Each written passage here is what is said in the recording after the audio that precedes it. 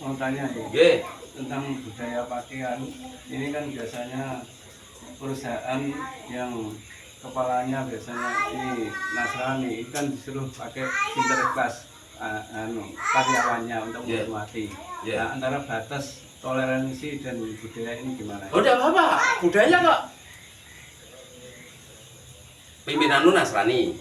Terus khusus suruh pakai sinterklas. Ya enggak apa-apa.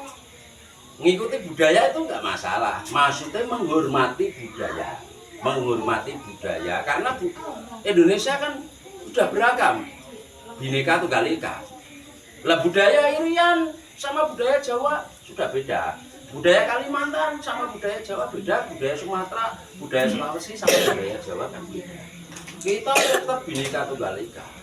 Dan di Indonesia sendiri banyak beragam agama, bahkan ada kepercayaan juga.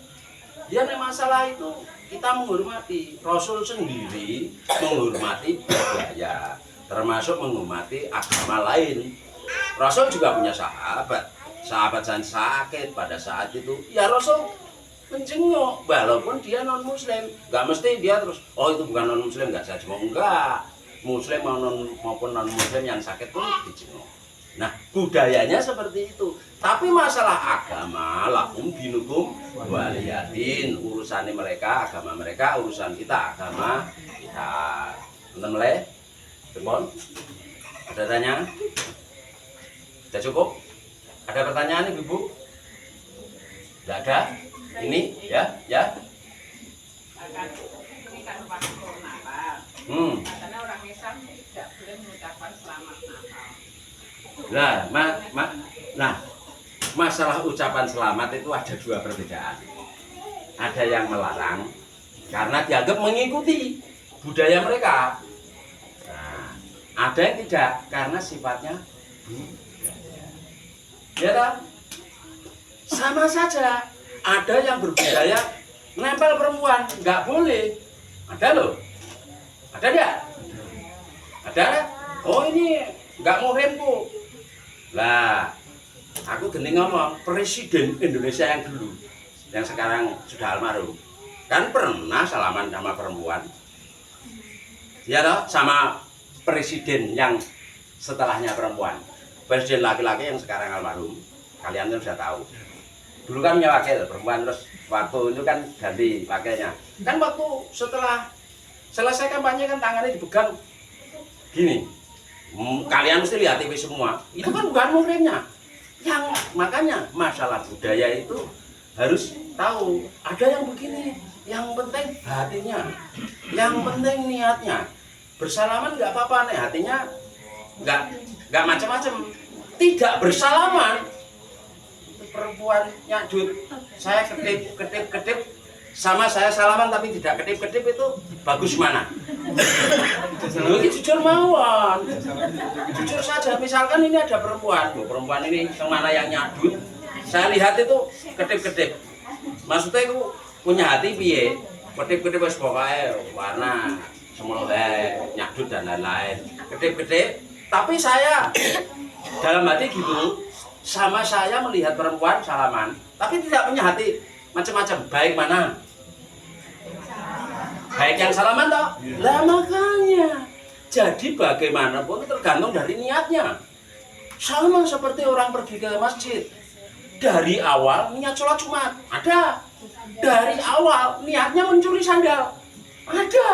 Dari awal niatnya mencuri kotak amal, ada. Dari awal niatnya mencuri kendaraan, entah motor entah sepeda. Percaya enggak? Pada saat sholat Jumat ada kehilangan motor, kehilangan sepeda, bahkan kehilangan sandal. Sengaja dia mencuri.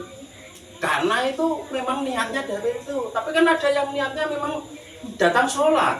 Makanya kembali dari perkara yang lebih awal tadi. Kadang perkara yang sulit perlu dirapatkan lewat munandoro dan lain-lain para ulama. Nah, seperti itu. Jadi kados pertanyaannya Bu Yuni itu sendiri ya masuk akal. Lah makanya kita mengucapkan sama saya terhadap mertua saya. Mertua saya kan non muslim. Kecuali istriku kan, adiknya istriku juga keluarganya istriku non muslim semua. Kalau saya hanya sifatnya mengucapkan, sifatnya menghormati kan nggak apa-apa. Saya nggak sifatnya budaya bukan mengikuti seperti mereka. Karena masalah agama kan tetap laku itu nggak lihat. Tapi masalah ucapan kan nggak. Nah, nanti kalau gitu nggak boleh, lama-lama malah akhirnya mereka sakit kita nggak mau jenguk, nanti aku jenguk mendoakan lekas sembuh salah dan akhirnya serba salah. Makanya yang penting dari hati kita. Kalau aku loh pendapatnya ini banyak ulama yang berbeda. Ada yang ulama bilang, oh nggak boleh mengucapkan seperti itu haram. Ada yang oh nggak apa-apa, hanya sifatnya menghormati saja. Toleransi beragama, masalah itu monggo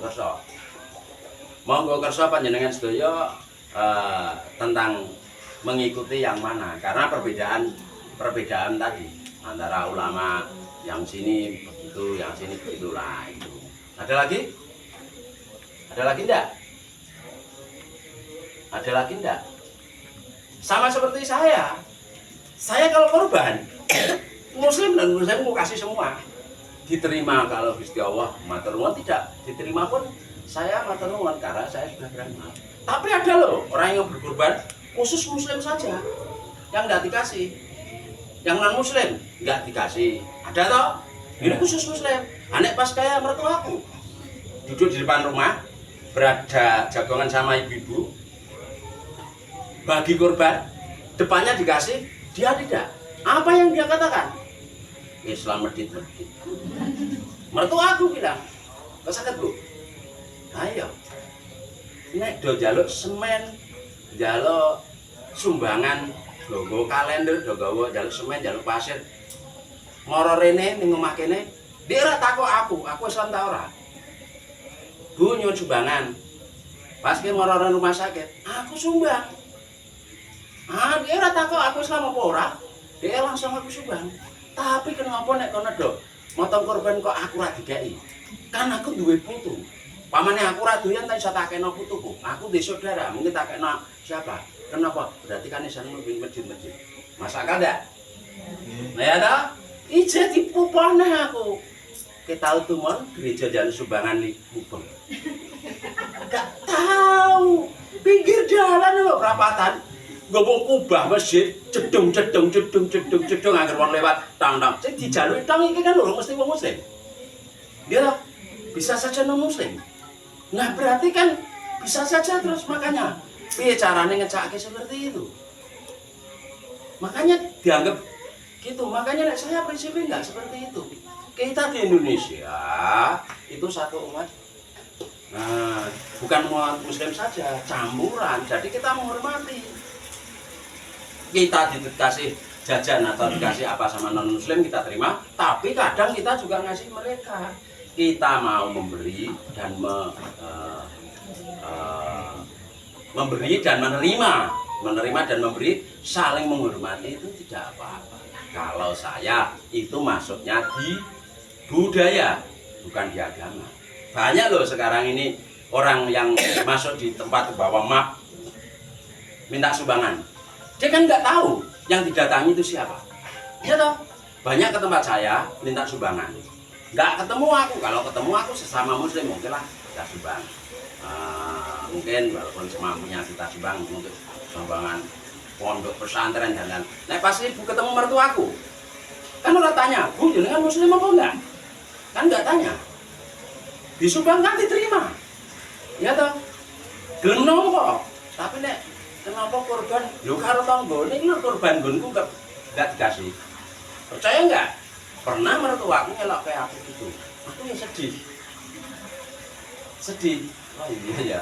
Berarti kan ya tidak semuanya muslim Pak Idin. Medit, tapi kan ya aku ya melu kena wong aku muslim. Kalau lagi aku memimpin majelis. Tapi seperti biasa, kalau aku korban, saya pribadi korban, pasti aku kasih semua, walaupun non muslim saya kasih rata semua. Kalau toh korbanku tidak diterima oleh Allah, misal kan tetap saya beramalnya tetap diterima. Zaman dulu Nabi Ibrahim waktu ada perintah untuk mengorbankan Ismail, terus Nabi Ismail berubah menjadi diganti dengan domba yang sangat besar. setelah dipotong, daging kurban ini dikasihkan kepada siapa? Apa Islam semua? Nabi Muhammad belum lahir pada saat itu. Kok dikasih kok sak kecil-kecil wong e. Mbah muslim, mbah non muslim, mbah pada saat itu Nabi Muhammad belum ada loh. Waktu zaman Ismail, Nabi Ismail. Paham ya? Bisa dimengerti ya? Ya kan berarti nih aku mikir kan, oh zaman Ismail sendiri waktu Nabi Ibrahim kurban kambing besar.